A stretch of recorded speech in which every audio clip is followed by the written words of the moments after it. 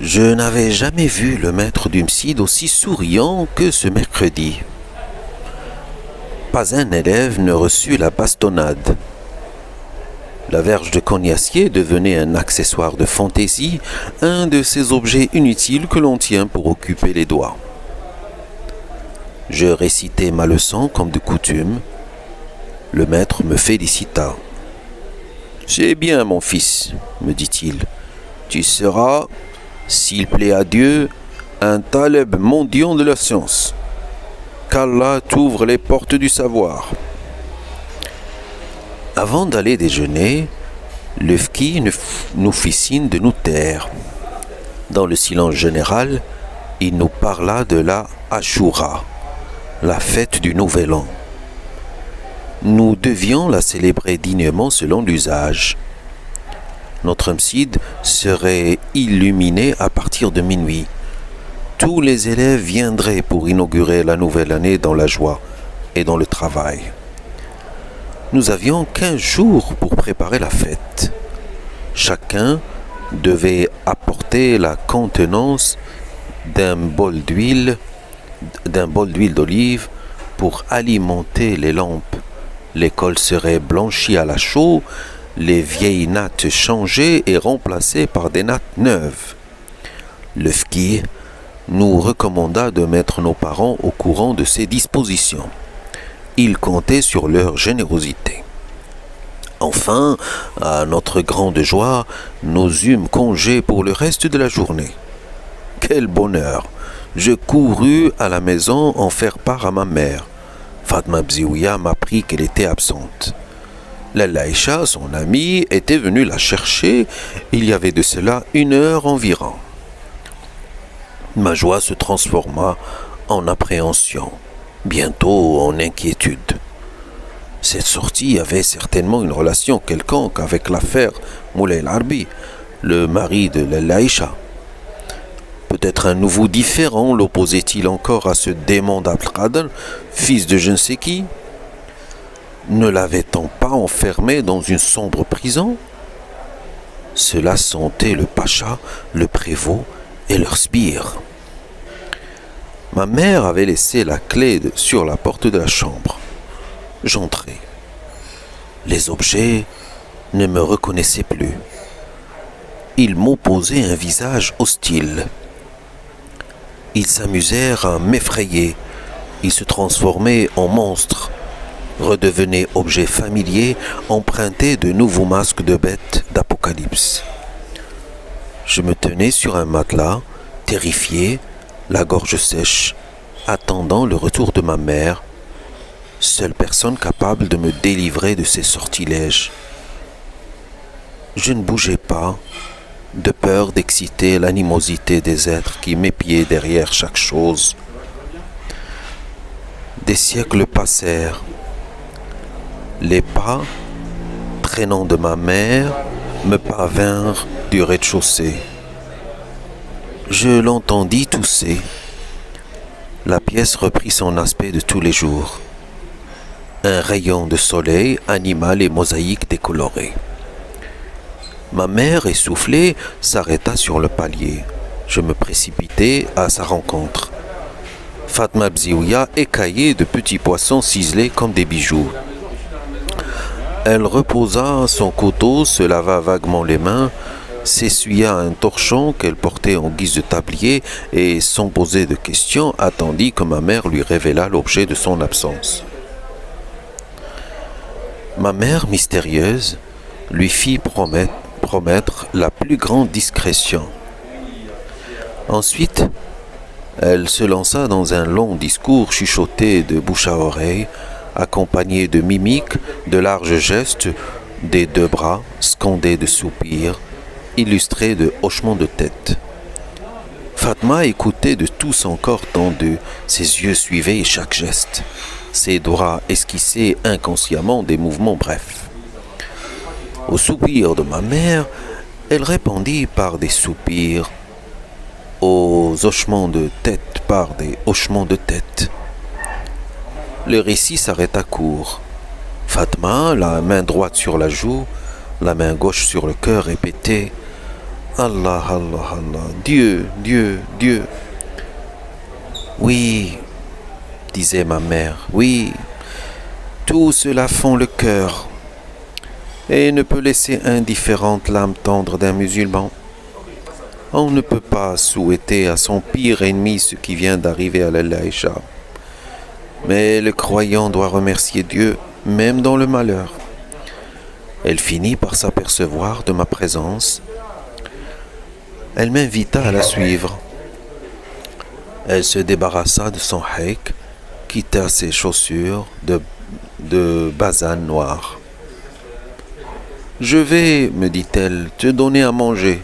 Tu dois mourir de faim. » Elle sortit de la réserve à provisions une poterie vernissée d'un brun rouge, y introduisit tout l'avant-bras et finit par extraire une longue lanière de viande de conserve. J'aimais la viande de conserve. Elle me servit dans un plat des morceaux gros comme le pouce, nageant dans une graisse délicieuse qu'elle avait réchauffée avec soin. Le pain était frais et parfumé à l'anis. Je mangeais seul. Ma mère disparut. Je savais qu'elle chuchotait quelque part à Rahma, la locataire du premier, la nouvelle histoire de l'Aïcha, après lui avoir fait promettre le secret. Je savais aussi que je n'avais qu'à attendre. Je glanerai un mot ici, un autre là, je saurai de quoi il s'agit. Je finis en hâte de manger. J'allais rejoindre ma mère sur la terrasse, où Rahma, en effet, assise à l'ombre, sur une peau de mouton, se peignait les cheveux. Elle avait interrompu ce travail et écoutait. Sa chevelure noire enduite d'huile d'olive se répandait sur ses épaules. Ma mère disait « La pauvre femme a tout vendu, même les rats n'ont plus rien à se mettre sous la dent. » « Et l'argent ?» interrogea Rahma. Ma mère s'empressa de la renseigner. « L'argent servira à acheter du matériel à Moulay El-Harbi et à assurer les premiers frais d'installation de son nouvel atelier. » Rahma hocha la tête pour montrer qu'elle avait parfaitement compris. Elle approuvait. « C'est très bien, très bien. » Se sentant encouragée, ma mère expliquait. L'Aïcha, chérifa d'une grande-tante, ne peut pas laisser son mari déchoir aux yeux de la corporation des babouchiers et de patrons devenir simple salarié. Le croyant dans ce monde rencontre de nombreux obstacles. L'essentiel pour lui est de surmonter toutes les difficultés sans jamais se révolter contre son créateur. Moulay El-Harbi, homme généreux, mérite qu'une femme aux sentiments nobles se dépouille de ses bijoux, de son mobilier, afin qu'il ne perde pas la face aux yeux de ses pairs. L'Aïcha fait une bonne action. Dieu la lui rendra au centuple le jour où le fils ne peut venir en aide à son père, le jour où le père ne peut dérober les enfants de son sang à la sentence du suprême juge. Seules nos bonnes et nos mauvaises actions pèseront dans la balance. Faibles et chétives comme nous sommes, nous ne pouvons compter que sur la miséricorde d'Allah l'Omnipotent. Rahma lui fit écho. Qu'il soit glorifié. Et il n'y a de Dieu que lui. Le silence régna. Rahma continua à tirer sur ses cheveux à l'aide d'un peigne de corne. Ma mère se mit debout, poussa un long soupir, puis dit enfin « J'ai aidé de mon mieux l'Aïcha dans ses démarches. Maintenant, je me sens triste et fatigué. » Nous nous engageâmes dans l'escalier, ma mère et moi. Des cris, des hurlements déchirèrent l'atmosphère. La tempête de pleurs et de vociférations s'intensifia. Le bruit venait de la maison voisine. Nous remontâmes en courant. La surprise passée, des questions fusèrent de partout. Qui est mort? Qui est mort? Des groupes de femmes s'étaient formés au-dessus des murs qui surplombaient notre terrasse et celle de la maison d'où partaient les cris de désespoir. Elles jacassaient, expliquaient, gesticulaient, tendaient le cou pour entendre de nouveaux hurlements. On distinguait dans le vacarme une voix plus grêle que les autres se lamenter. Les femmes arrivaient des terrasses éloignées, sautaient par-dessus les murs de séparation, jonglaient avec une échelle trop courte. Les unes se tenaient à califourchon sur le mur, les autres laissaient pendre leurs jambes. Une vieille négresse dont je ne voyais que la tête et les deux bras nus d'un noir luisant agita ses deux mains dont les pommes rosées me fascinaient. Elle imposa silence aux femmes. « Je sais qui est mort », répéta à plusieurs reprises la vieille esclave. « Sidi Mohammed Ben Tahar, le coiffeur. Il était malade depuis 2 mois. »« De quoi est-il mort ?» demanda une jeune femme qui portait sur la tête un foulard jaune. « Dieu seul le sait, » répondit la négresse. « Mais c'est bien Sidi Mohammed Ben Tahar, le coiffeur, qui est mort. » Les femmes restèrent silencieuses. La tête de la négresse disparut. Les mains s'arrêtèrent un moment sur l'arête du mur, puis s'évanouirent à leur tour. Tout le monde dans le quartier connaissait Sidi Mohammed Ben Tahar, le coiffeur. Il s'habillait de blanc, portait une barbe rare, et sur ses lèvres flottait un éternel sourire. Il faisait son marché lui-même, et maintes fois je l'avais croisé dans notre impasse chargé d'un couffin d'alpha. On y pouvait voir les légumes de la saison, quelquefois un morceau de viande rosée, des oignons ou de l'ail. Les hurlements s'étaient calmés.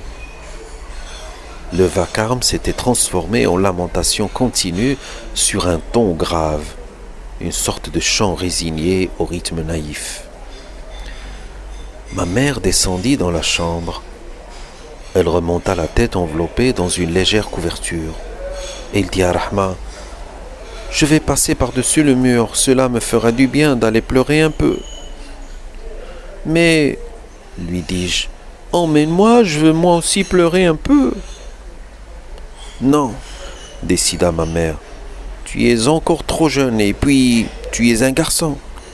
Tout à l'heure, les récitateurs du Coran viendront psalmodier et tu pourras te joindre à eux. »« Je veux pleurer, insistai-je.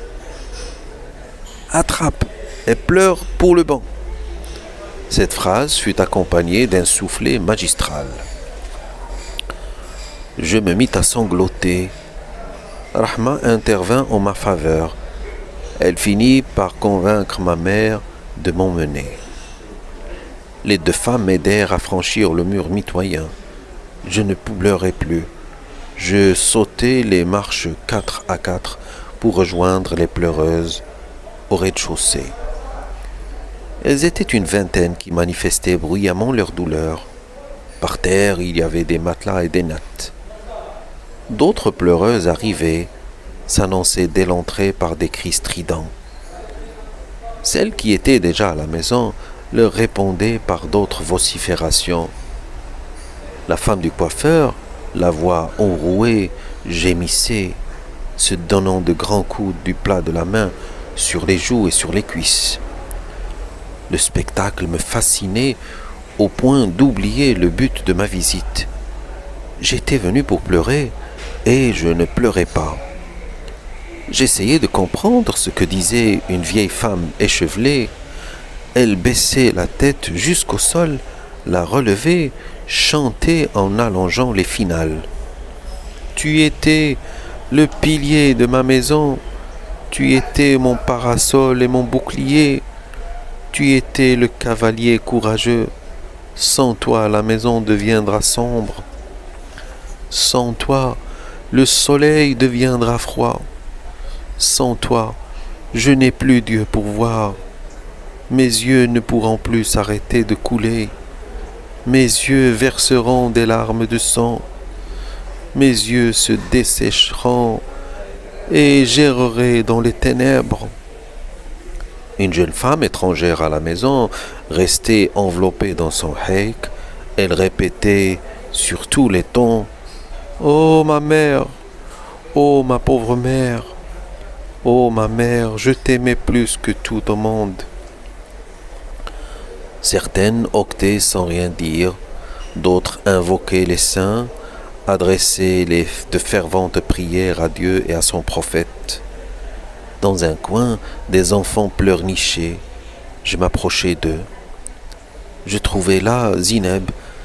Elle déployait de vains efforts pour faire comme les autres, se frotter les yeux, mais aucune larme n'en coulait.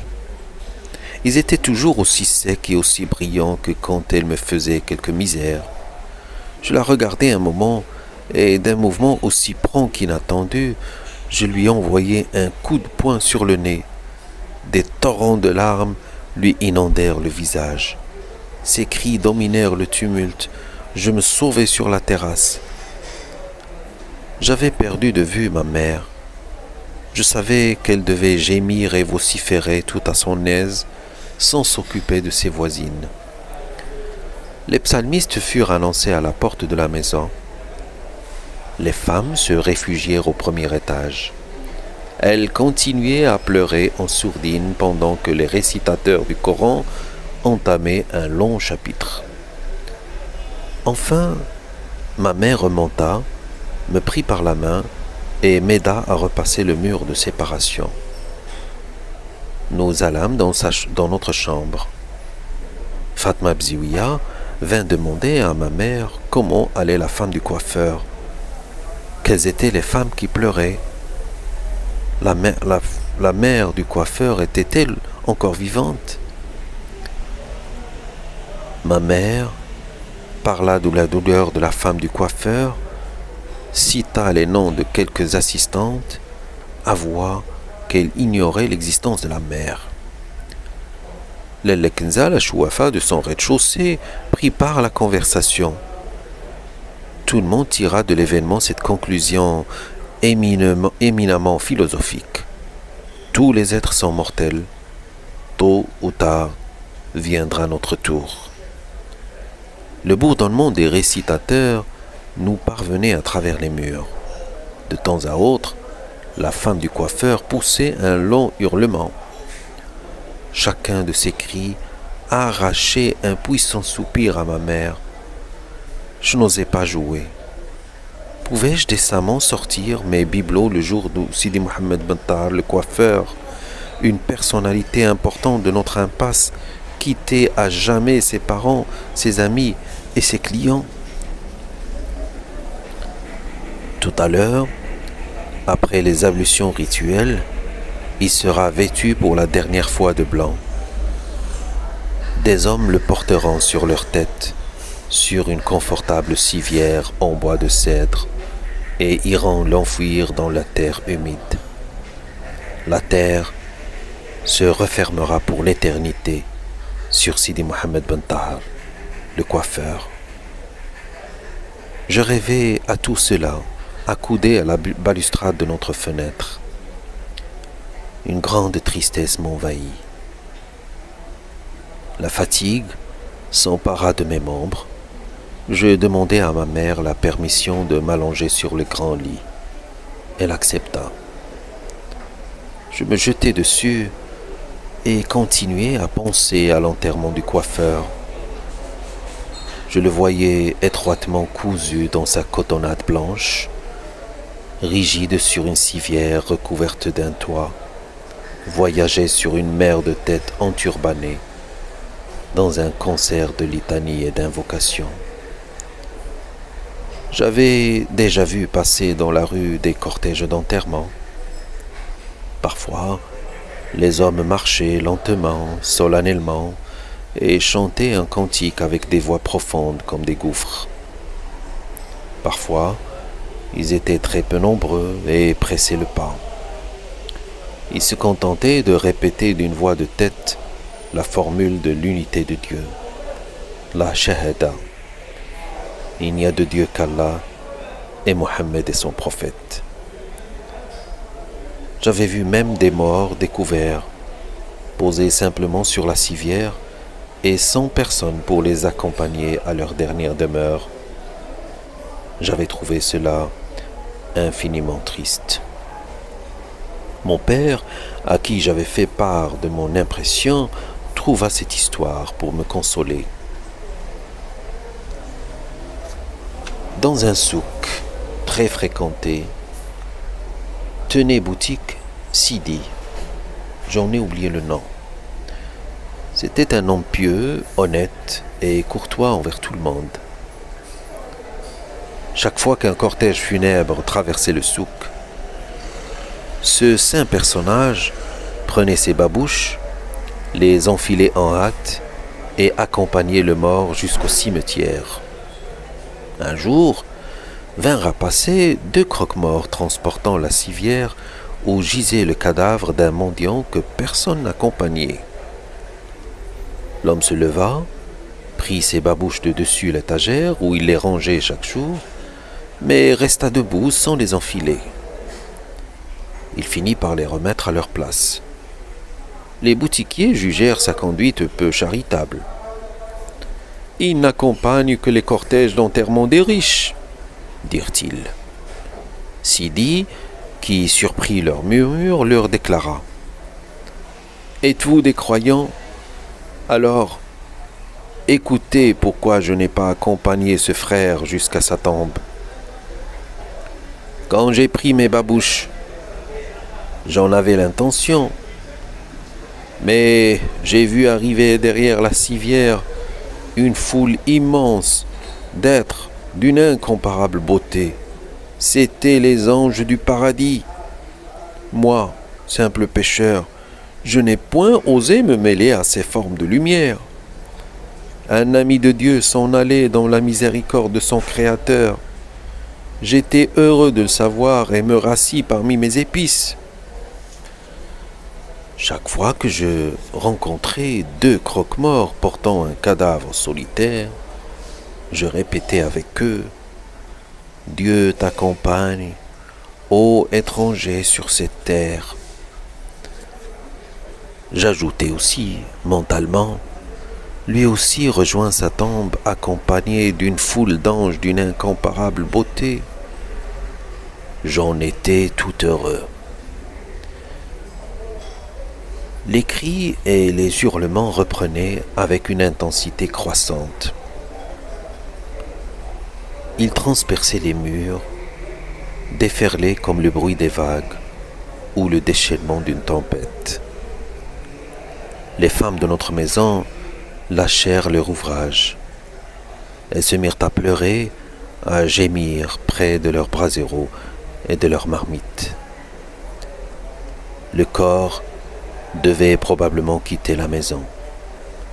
C'était un moment pathétique. J'entendais toujours le bourdonnement des psalmistes.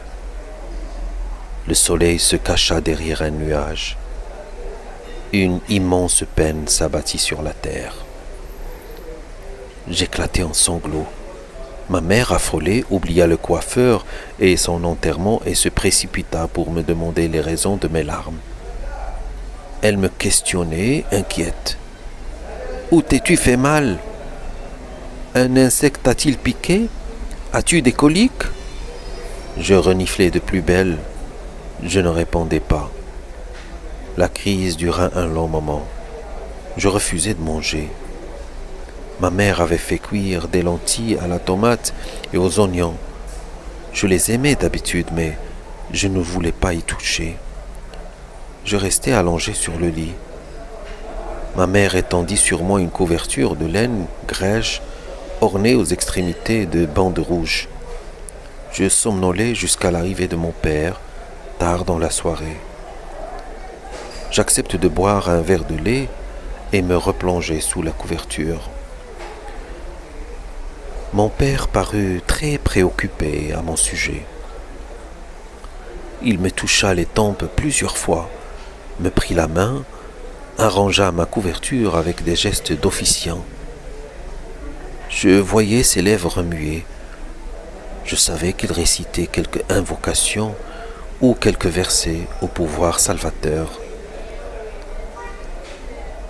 Je vais peut-être mourir moi aussi, pensai-je. Peut-être aurais-je derrière mon cercueil des anges beaux comme la lumière du jour. J'imaginais le cortège. Quelques personnes du quartier, le fki de l'école coranique, mon père, plus grave que jamais, et des anges. Des milliers d'anges vêtus de soie blanche. À la maison, ma mère pousserait des cris à se déchirer le gosier. Elle pleurerait pendant des jours et pendant des nuits. Elle serait toute seule le soir pour attendre le retour de mon père. Non, je ne voulais pas mourir. Je ne veux pas mourir, criai-je en me dressant dans mon lit. Je ne veux pas mourir. Je rejetai la couverture et me mis debout, hurlai cette phrase de toute la force de mes poumons. Mon père me recoucha, tempéra par des paroles douces mes angoisses. Ma mère, les yeux bouffis, répétait « Mon petit enfant, mon petit enfant !» Je me calmai. Mes oreilles se mirent à siffler. J'écoutais à travers ce bruit d'eau ma mère raconter les événements de la journée. La mort de Sidi Mohamed Bentar, le coiffeur, les malheurs de l'Aïcha, la vente de ses bijoux et de son mobilier. Elle disait que Sidi El-Harbi El-Alaoui allait installer un atelier et se remettre au travail. Elle louait la générosité et le courage de l'Aïcha, lançait des imprécations contre les hypocrites, les escrocs, les gens sans foi ni loi comme Saad Qadr, fils de je ne sais qui. Pendant ce temps, entre les franges de mes cils, je voyais descendre du plafond de beaux anges blancs. Je distinguais les plumes de leurs ailes couleur d'argent. L'un d'eux posa sur mon lit ma boîte à merveille. Elle grandit démesurément, prit la forme d'un cercueil. Tout heureux j'y entrai. Le couvercle tomba. Dans la boîte régnait une fraîcheur de roses et de fleurs d'oranger. La boîte fut emportée par-delà les nuages dans des palais d'émeraude. Tous les oiseaux chantaient. Je retrouvai les deux moineaux qui chaque matin me réveillaient. Ils discutaient comme de coutume. « J'aime les figues sèches. »« Pourquoi aimes-tu les figues sèches ?»« Tout le monde aime les figues sèches. »« Oui, oui, oui. Tout le monde aime les figues sèches. Les figues sèches. Les figues sèches. Les figues sèches. » Une sensation de brûlure sur les paupières m'obligea à ouvrir les yeux. Un rayon de soleil entrait par la fenêtre. Il me tombait droit sur le visage. Les moineaux chantaient les vertus des figues sèches. « Que ta matinée soit bénie, mon petit, » me dit ma mère avec un large sourire. « Tu vas mieux maintenant. Tu avais un peu de fièvre cette nuit. Aujourd'hui, promets-moi d'être bien sage. Tu n'iras pas à l'école. »« Je ne suis pas malade, » lui dis-je. « Je sais, je sais. Joue tranquillement dans ton coin. Mange ce beignet. Il est tout chaud. » Je pris le beignet. Driss le teigneux appela du rez-de-chaussée. Il arrivait avec les provisions pour la journée. Ma mère descendit les chercher. J'entendis Fatma Bziouia qui disait « Déjà de la mauve? Elle est d'un beau vert. » Ma mère répondit par une phrase que je ne saisis pas. Elle entra dans sa cuisine, remua des seaux, actionna son soufflet, pila dans le mortier de bronze ses épices. Au premier étage, Rahma s'affairait sur le palier. Elle activait aussi le feu et pilait les condiments. Quelqu'un chantonnait. Notre vieux soufflet se fit de nouveau entendre. Il était fatigué et ne savait dire que ces mots. Des mouches, des mouches, des mouches. Celui de Rahma variait son répertoire. Parfois, il prenait plaisir à répéter « J'ai chaud, j'ai chaud, j'ai chaud » ou alors « Je souffre, je souffre, je souffre ». Je cessais d'écouter les soufflets. D'autres bruits venaient me distraire. Des explosions d'étincelles roulaient comme des billes qui se répandaient sur le parterre en mosaïque. Fatma Bziouya cardait sa laine. Des phrases chuchotées montaient du rez-de-chaussée. La Lakza parlait à une cliente. Un éclat de rire troubla l'atmosphère. Il fut bref et sans conséquence. Un pigeon roucoula sur la terrasse. Il disait des mots si jolis que je souriais aux anges. Je remarquai sur une solive 2 mouches se livrer à une poursuite, s'arrêter sans raison puis reprendre leur course à l'aventure. À la porte de la maison, quelqu'un heurta le marteau. « Qui est là ?» demandèrent plusieurs voix. Qui que ce fût, je n'avais nulle envie de le savoir. Du ciel coulait jusqu'à moi un son frêle, un chant ténu et fragile comme un fil de la Vierge. Le moudin annonçait la prière. D'un lointain minaret me parvenait en larges ondes de la formule « Dieu est le plus grand ». Le chant mourait, se fondait dans le bleu du ciel, renaissait, s'affirmait avec une certaine vigueur, se dissolvait de nouveau dans l'air du printemps. Un gros bourdon d'un noir métallique se laissa choir par l'ouverture qui dominait le patio, claqua contre le mur et se projeta violemment par la fenêtre de notre chambre sur le verre de la lampe à pétrole. Le verre tinta mais résista au choc. L'insecte sortit avec autant de précipitation qu'il était entré. Cette visite m'enchanta. Je me mis à rire et à taper des mains. J'épiai encore un moment les bruits de la maison, mais ce jeu me lassa. Ma mère revint me voir, me sourit et, satisfaite sans doute de l'état de ma santé et de ma grande sagesse, repartit ferrailler dans ses seaux et piler ses aromates. Pour m'occuper, je récitais le peu de Coran que je savais, d'abord à mi-voix, ensuite de toute la force de mes cordes vocales. Je scandais les mots du livre saint avec passion. Ma mémoire tarit. J'hésitai un instant avant de reprendre avec plus de ferveur ma psalmodie. J'inventai mon propre Coran. Des mots sans suite et sans signification prenaient leur vol, tournoyaient dans l'atmosphère de la chambre, jaillissaient vers le ciel comme des essaims de papillons richement colorés. Ma mère vint encore me voir. Elle me conseilla moins d'ardeur dans mon chant. Je pouvais avoir un accès de fièvre. Elle tira de sa robe une chaînette de cuivre rongée de vert de gris et me la tendit. « Ajoute ceci à tes merveilles, me dit-elle. La chaînette, délicatement travaillée, absorba mon attention. Je la contemplai longtemps. Je décidai de la nettoyer, je savais transformer le cuivre, cette vile matière en or pur. Je sortis sur le palier. Dans une boîte de conserve cabossée, je découvris du sable fin qui servait au nettoyage des tables rondes et des plateaux à thé. Je m'attelai à l'ouvrage activement. J'en avais mal au doigt quand le résultat attendu parut à mes yeux.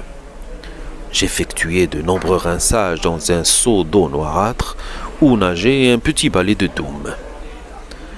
Ma chaîne se changea en bijou d'or. Je l'enroulai autour de mon poignet pour en admirer l'effet. Je la tenais par les deux bouts, me l'appliquai sur la poitrine, sur le front, je m'en faisais un bracelet. Je sortis ma boîte, j'étalai toutes mes richesses sur une couverture. Les plus humbles de mes boutons et de mes clous, par une opération de magie dont j'avais seul le secret, se muèrent en joyaux. Absorbé dans la contemplation de mes trésors, je n'avais pas vu entrer le chat de Zineb. Il ronronna tout contre moi. Je ne le craignais pas. Je décidai de l'associer à ma joie de lui ouvrir les portes de mon univers. Il s'intéressa gravement à mes discours, allongea la patte pour toucher mon cabochon de verre taillé, regarda avec étonnement ma chaîne d'or. Je lui en fis collier. Il se montra d'abord tout fier. Il essaya ensuite de l'arracher. Elle ne céda pas à ses coups de griffe. Il se mit en colère, s'affola et partit en flèche, la queue hérissée, les yeux dilatés d'inquiétude. Je courus derrière lui pour récupérer mon bien. Le maudit chat resta sourd à mes appels. Il ne voulait rien avoir de commun avec moi. Il grimpait les marches de l'escalier, crachait des menaces. J'alertai ma mère, demandai secours à Fatma Bziouia, à Rahma et même à mon ennemi Zineb, la propriétaire de ce démon quadrupède. Tout le monde se précipita sur la terrasse, mais le chat, ne sachant pas pourquoi on le poursuivait, s'usait les griffes à grimper le long d'un mur d'une hauteur vertigineuse. J'étais furieux contre le chat. Les femmes essayèrent de me consoler. « Il reviendra ce soir. Zineb te rendra ta chaîne. » Zineb, Zineb, c'était elle qui l'avait chargé de venir se frotter contre moi, abuser de ma gentillesse et me voler mon plus beau bijou. Je suffoquais de colère et d'indignation. Ma rage se déchaîna. Je me précipitai sur Zineb, je lui enfonçai les ongles dans les joues, lui arrachai les cheveux partoufs, lui envoyai de formidables coups de pied dans le ventre. Elle se défendit, la brute, avec violence, me tira les oreilles, me renversa par terre, me marcha sur la poitrine. Les femmes criaient, essayaient de nous séparer et recevaient des coups de poing et des coups de tête des deux adversaires. Enfin, ma mère réussit à me maîtriser. Elle m'amena dans la chambre, me plongea la tête dans un seau d'eau, m'essuya le visage avec un torchon et m'intima l'ordre de me coucher. La poitrine encore secouée de sanglots, je m'endormis presque immédiatement.